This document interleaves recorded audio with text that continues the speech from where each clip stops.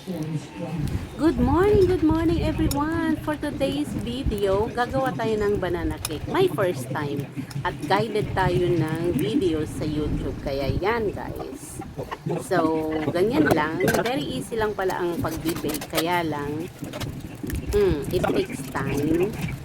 Kasi pag hindi ka sanay, talaga, ayan, dahan-dahan lang kasi pag hindi mo makuha yung timpla at saka yung mga sukat ng mga gagamitin mo, then it will not be successful. Kaya yan, dahan-dahan natin. Ang gamit lang naman dyan guys is meron kang all-purpose flour, yung milk. Tapos, paghalo-haluin mo lang siyang ganyan. And then, ihalo mo din yung na-crush mong banana. At habang ako'y nagaganyan guys, nagpipreheat na tayo ng oven for 30 minutes. Preheated oven for 30 minutes at 160 or 70 degrees. Kaya yan. So, malapit na tayo guys. Paghalo-haluin lang natin lahat. Then, ilagay natin diyan sa ating hulmahan. And then, ready na to go to oven. And after that, after 30 minutes, check mo kung okay na yung inilagay natin sa oven. At yan na ang resulta. Then, tusok-tusokin mo lang ng ganyan. Yung hindi na gamit na toothpick, syempre, pag hindi pa.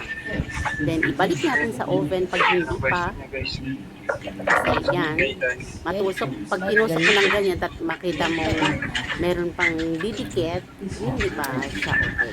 So, balik natin ulit sa oven. And then, after 15 minutes, yan. Okay na siya. Ready na. Mag-ready ka na rin ng kape mo. Kasi masarap talaga yun. Successful my first nagagawa ng ating banana. Ayan, tingnan niyo guys. Not bad sa first time.